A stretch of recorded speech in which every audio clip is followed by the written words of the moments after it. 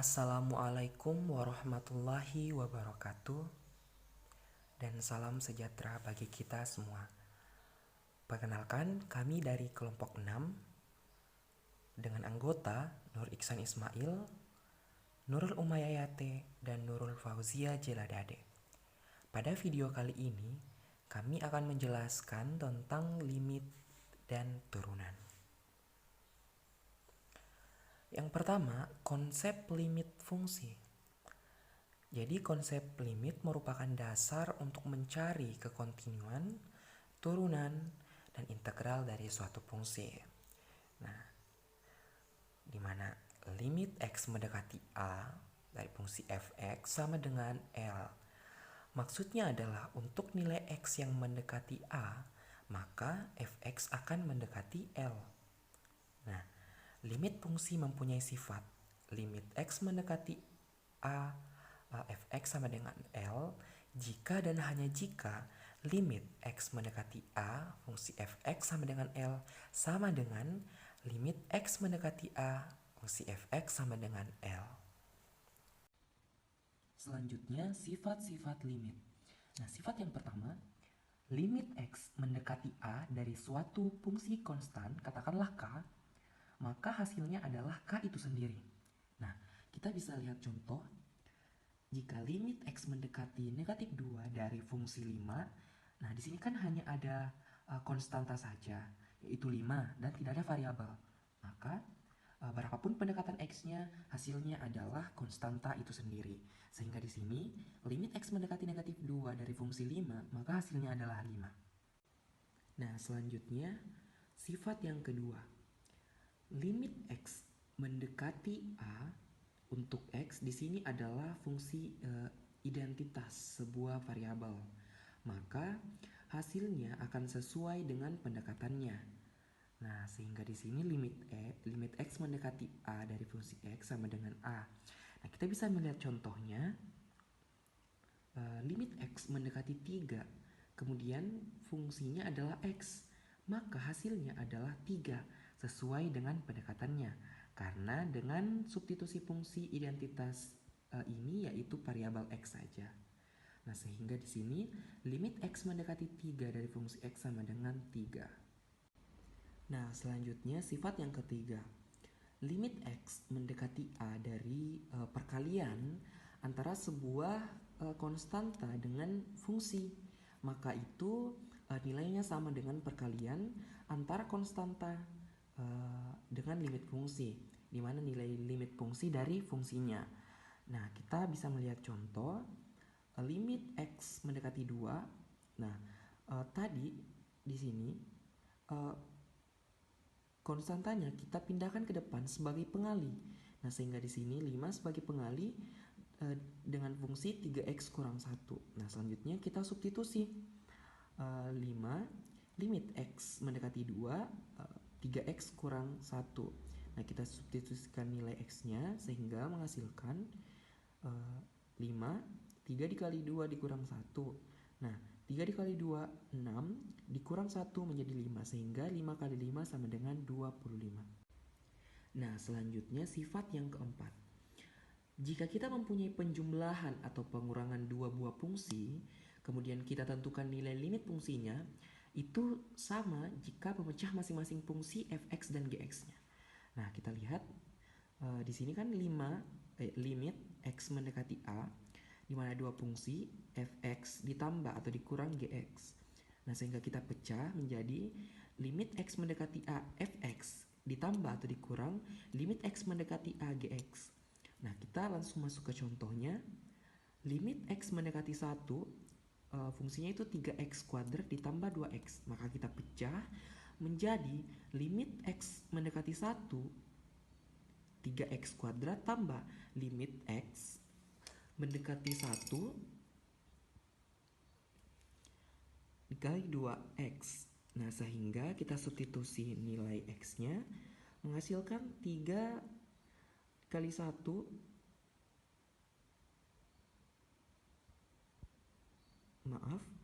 1 dipangkat 2 kan 1 kali 3 tetap 3, tambah 2 kali 1 2, maka 3 tambah 2 sama dengan 5. Nah, Selanjutnya sifat yang keenam. Jika pembagian dua fungsi, ketika kita menemukan pembagian dua fungsi, kemudian ditentukan nilai limit fungsinya, kita bisa memecahnya menjadi pembagian limit fungsi masing-masing. Dengan catatan, tentu saja nilai limit fungsi dari bagian penyebut atau di sini gx tidak sama dengan 0. Karena jika sama dengan 0 maka dia imajiner. Nah, sehingga di sini limit x mendekati a, mana fx dibagi gx, kita pecah masing-masing dikalikan dengan limit, di mana limit x mendekati a fx dibagi dengan limit x mendekati a gx. Kita lihat contoh, limit x mendekati 3, di mana 3x tambah 6 dibagi dengan x kurang 8. Nah, kita pecah menjadi limit x mendekati 3, 3x tambah 6 dibagi limit x mendekati 3, x kurang 8. Nah, nilai x-nya kita substitusikan ke dalam x sehingga menghasilkan 3 dikali 3 tambah 6 dibagi 3 dikurang 8 menghasilkan 15 dibagi negatif 5 yaitu negatif 3. Nah, selanjutnya fungsi ketujuh. Jika kita punya sebuah fungsi berpangkat n, maka kita bisa tentukan nilai limit fungsinya terlebih dahulu, kemudian hasilnya akhirnya kita akan pangkatkan n. Nah, seperti ini jika limit x mendekati a, di mana fx berpangkat n. Nah, selanjutnya kita masuk ke contoh ya. Limit x mendekati 1, di mana 3x kuadrat dikurang 1 pangkat 5. Nah, karena jika kita langsung mempangkatkan nilai ini akan sedikit rumit, maka kita selesaikan limitnya dulu, kemudian hasilnya akan kita pangkat dimakan. Nah, seperti ini, limit x mendekati 1, 3x kuadrat dikurang 1 pangkat 5. Nah, kita substitusi nilai x-nya sehingga menghasilkan 3 dikali 1 kuadrat dikurang 1 pangkat 5. Nah, 1 kuadrat itu tetap 1, maka 3 kurang 1 sama dengan 2. Nah, sehingga hasilnya ini yaitu 2, kita pangkat 5 kan menjadi 32. Nah, selanjutnya sifat yang terakhir, jika kita punya akar n dari sebuah fungsi, kemudian dicari nilai limitnya, itu sama saja nilainya dari nilai akar dari limit fungsi itu sendiri. Nah, tentu saja dengan pendekatan yang sama dengan nilai n bilangan asli dan nilai limit fungsinya ini harus merupakan anggota bilangan real, bukan imajiner. Kita lihat contoh, limit x mendekati 5, di mana akar 3 dari x kuadrat tambah 2 sama dengan akar 3 dari limit x mendekati 5 x kuadrat tambah 2. Nah, kita substitusi nilai x-nya sehingga akar 3 dari 5 pangkat 3 tambah 2 itu akar 3 dari 27 yaitu 3. Nah, selanjutnya bentuk limit. Bentuk limit yang pertama adalah bentuk tertentu. Nah, bentuk tertentu merupakan limit yang nilainya sudah bisa diperoleh secara langsung. Contohnya, limit x mendekati 2 dengan fungsi x kuadrat ditambah 1. Nah, selanjutnya nilai dari x-nya kita substitusikan sehingga 2 pangkat 2 tambah 1 sama dengan 4 ditambah 1 sama dengan 5. Nah, contoh yang kedua, limit x mendekati 4, di mana fungsinya yaitu 5x kurang 2 dibagi dengan x pangkat 3 dikurang 3x dikurang 1. Nah, selanjutnya kita substitusikan nilai x-nya sehingga 5 dikali 4 dikurang 2 dibagi dengan 4 pangkat 3 dikurang 3 dikali 4 dikurang 1 sehingga menghasilkan 18/51. Nah, bentuk limit yang kedua adalah bentuk tak tertentu. Nah, bentuk tak tertentu ini merupakan limit yang nilainya belum dapat diperoleh secara langsung, atau dalam hal ini 0/0. Nah, kita lihat contohnya, limit x mendekati 2, x pangkat 3 dikurang 4x per x kurang 2. Nah, limit x mendekati 2, x pangkat 3 dikurang 4x per x kurang 2 sama dengan limit X mendekati 2 kita faktorkan. Kenapa? Karena jika kita langsung memasukkan nilai dari X-nya, maka hasilnya tidak akan terdefinisi. Sehingga kita faktorkan menjadi X dikali X kuadrat dikurang 4 per X kurang 2. Nah, selanjutnya limit X mendekati 2, X kurang 2 dikali X tambah 2 per X kurang 2. Nah, kita coret X kurang 2-nya di pembilang dan penyebut sehingga menghasilkan limit X mendekati 2, X dikali X tambah 2. Selanjutnya setelah itu kita substitusikan nilai X-nya.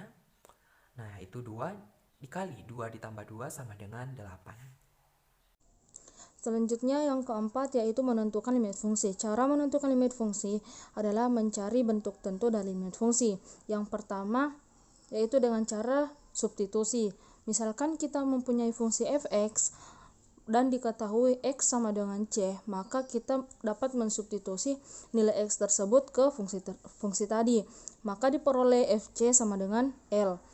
Yang kedua, jika L merupakan salah satu bentuk tak tentu, maka kita harus mencari bentuk tentu limit fungsi tersebut. Misal dengan cara pemfaktoran, perkalian sekawan, dan lain-lain. Perlu diingat bahwa akar X dikurang A sekawan dengan akar X ditambah A. Selanjutnya contoh soal dengan pemfaktoran. Perhatikan bahwa fx sama dengan x kuadrat dikurang 3x ditambah 2 dibagi x kuadrat dikurang 4. Nah, kita dapat memfaktorkan penyebut dan pembilangnya. Maka diperoleh fx sama dengan x dikurang 2 dikali x ditambah 1 dibagi x dikurang 2 dikali x ditambah 2. Sehingga limit x menuju 2, x kuadrat dikurang 3x ditambah 2 dibagi x kuadrat dikurang 4 sama dengan limit x menuju 2, x dikurang 1 dibagi x ditambah 2. Nah, selanjutnya kita mensubstitusi nilai x sama dengan 2, maka diperoleh 1/4. Selanjutnya contoh soal dengan cara perkalian sekawan.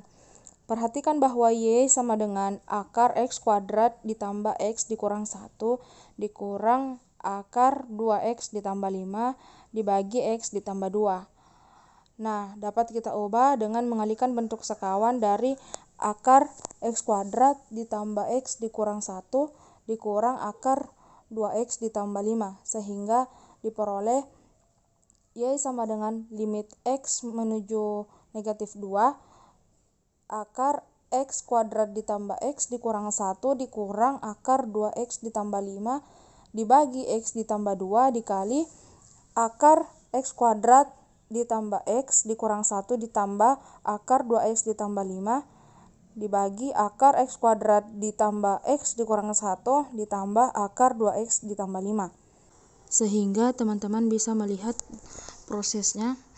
Maka diperoleh limit x menuju negatif 2, x dikurang 3 dibagi akar x kuadrat ditambah x dikurang 1 ditambah akar 2x ditambah 5. Karena x tidak sama dengan 2, maka diperoleh y sama dengan negatif 5/2.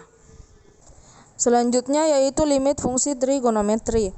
Limit fungsi trigonometri yaitu nilai terdekat suatu sudut dalam fungsi trigonometri. Untuk menentukan limit fungsi trigonometri, kita dapat menggunakan metode substitusi langsung, menggunakan rumus dasar limit fungsi trigonometri, dan metode pemfaktoran. Yang pertama, metode substitusi langsung. Penerapan metode substitusi langsung dalam menyelesaikan limit fungsi trigonometri dengan cara mengganti nilai x dengan angka yang tertera di soal.